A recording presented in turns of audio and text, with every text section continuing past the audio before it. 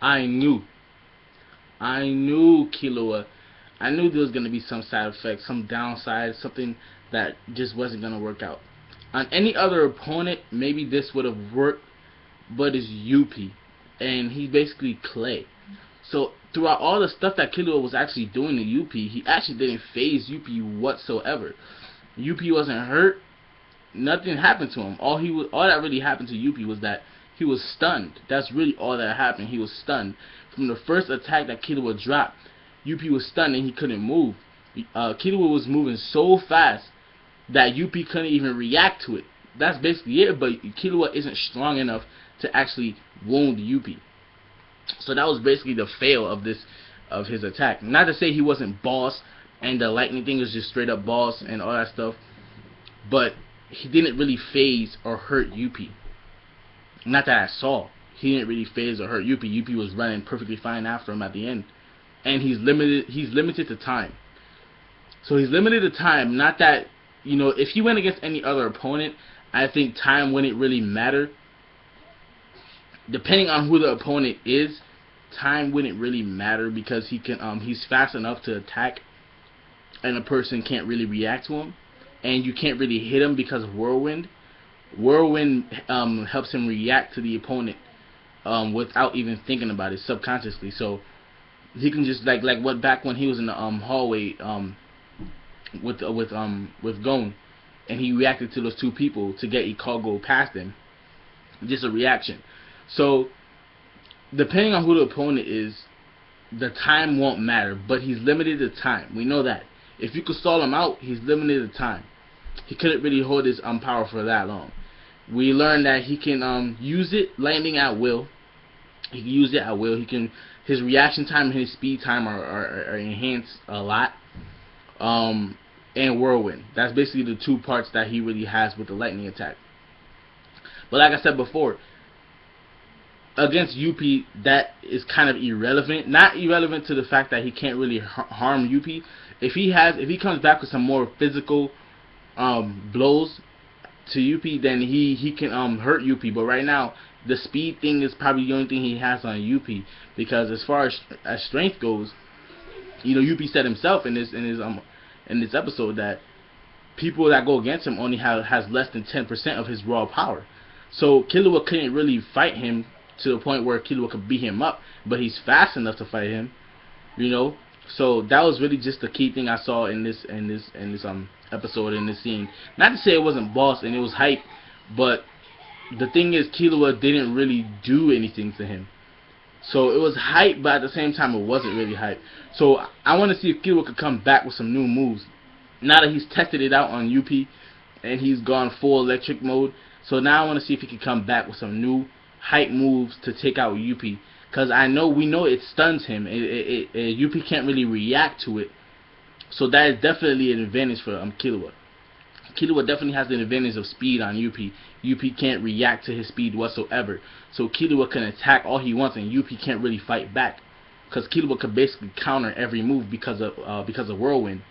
So that's basically my take on that part. Killua, it was cool and everything, but it didn't really phase Yuppie, besides stunning him and him not being able to react to his speed. But then again, it's time limited, and Yuppie is basically clay, so it doesn't really hurt him. So it's time limited, and he basically can't really he doesn't really have strong hard attacks. That's basically the two fails right now with his new moves. But other than that, it's boss, and any other opponent besides Yuppie, I think will probably get the works. But Yuppie is just a different type of dude right now, and it's not just gonna go down like that. That's what I. So Ikago versus Bravota.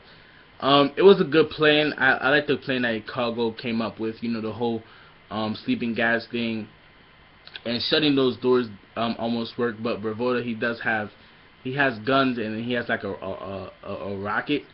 So he has weapons, and basically that didn't work out. And I don't know how Ikago didn't see him blowing up blasting the door open. I mean, that would make complete sense. If you can't get out, might as well blow your way out. So pause. So basically, why didn't they make? I mean, I guess the elevator was for humans anyway. It wasn't really for the Khmer ants. So I guess that takes away from how come that elevator wasn't even more secure than it is. But I guess it was probably for humans, not for the Khmer ants. But I think it still would make sense if you made it more secure, so it would be unbreakable, like the walls and stuff down there, like those steel walls that I was dropping. It would make more sense if you put those steel walls where the elevator is as the elevator door, so people can't escape. That would make more sense. But other than that, it was a plot device. So Ikago ends up taking out Bravota basically by using a tank, and it's a tank that can't really Bravota can't shoot the tank, and he ends up shooting the wheels, slides in front of the elevator, and that's basically Ikago's whole motive, was to get that tank to cover the elevator, and he wasn't really aiming for Bravota himself. So Ikago basically lit up fire in the tank, and basically he went into the elevator and got the sleeping gas to work. Then basically, at first in the beginning of the scene, he was questioning whether he should attack Bravota or not, or go to the back entrance, because his first thought was, well, if he's trapped down here, then he can't really do anything. But if he does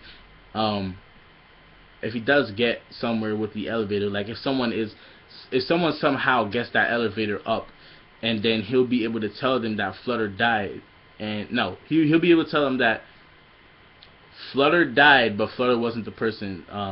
There's still someone around that that basically is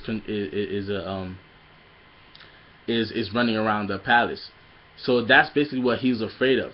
So his first thought was leave him in the elevator and leave. Then he was like, no, I have to take over his body in order to run around and whatever. But what is he gonna take to other Khmer ants? Because Wolfen was there. So if Wolfen sees Bravota again, he's gonna start asking questions, because Wolfen is suspicious of Bravota. So he's suspicious of Bravota and Flutter. If we think back to what happened when they were back upstairs in the palace, Wolfen was gonna go in the basement as well, but he was like, nah, what if Bravota is in this? What if he's in cahoots with whoever is with Flutter, or whatever might be wrong with Flutter? So what if he's in cahoots with him, and if I go down there in the elevator, they're just gonna ambush me and kill me?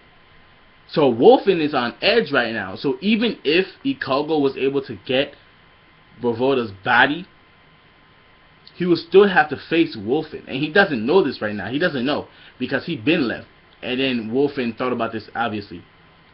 So either way, Ikago's kind of fucked. Even because we see him crying at the end of basically at the end of the episode, saying that he can't do it, he can't kill Wolfen.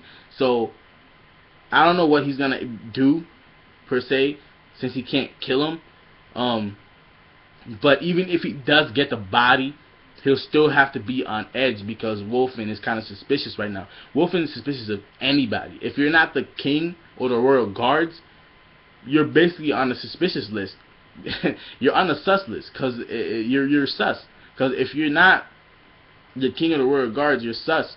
So he doesn't really trust anybody right now, because the king is gone, royal guards, he can't find him, and the palace is basically blowing up around him, so he doesn't know what's going on. So anyone that steps in front of him, he's going to think you're sus, and he's going to probably attack or investigate and ask you questions. So that's basically what Wolfen is going on. That's basically what's going on with Wolfen right now. So I don't think Ikago, even if he does take Bravota's body, he'll be able to get he won't be able to get too far, because if Wolfen finds him, it's over. Because Ikago doesn't know certain things that Wolfen knows. We already established this. He doesn't know, like, he's been gone for a long time, so he doesn't really know. He knew about the passcode, but he doesn't really know, like, secret talk or whatever the case may be. So Wolfen is probably going to interrogate Bravota if he sees Bravota again, because he thought Bravota was in cahoots with Flutter. So he's going to, right off the bat, he's going to start asking Bravota questions, and it's going to be Ikago, and Ikago's not going to know any answers to those questions. I know for a fact he probably won't know any answers to those questions. So we could assume that even if Ikago gets that body, it's probably a wrap for him.